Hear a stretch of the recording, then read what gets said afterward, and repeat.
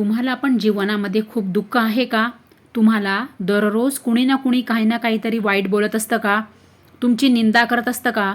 तुम्हाला नाव ठेवत असतं का? तुम्हाला सतत काही ना काही वाईट बोलत असतात का? घरातले असू दे, मित्रमंडळी असू दे किंवा कुटुंबातले, समाजातले असू दे किंवा बाहेरचे असू दे, शाळेतले, वर्गातले, कॉलेजचे किंवा नोकरीच्या ठिकाणातले, कोणीही असू दे. तर काळजी करू नका हं. कारण की संत ज्ञानेश्वर महाराज सांगतात, निंदा नेहमी त्याच व्यक्तीची होत असते जी नेहमी दुसऱ्याच्या सुखदुःखात धावून जाते. जसं गुरुशिवाय ज्ञान मिळत नाही, तसंच निंदकाशिवाय माणूस प्रगती करू शकत नाही. हे स्वतः संत श्री ज्ञानेश्वर महाराजांनी सांगितलेले आहे. त्यामुळे काळजी करू नका.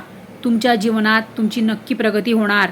फक्त थोडी सबुरी ठेवा, कारण की सब्र का फल मीठा होता है. सदैव आनंदी रहा.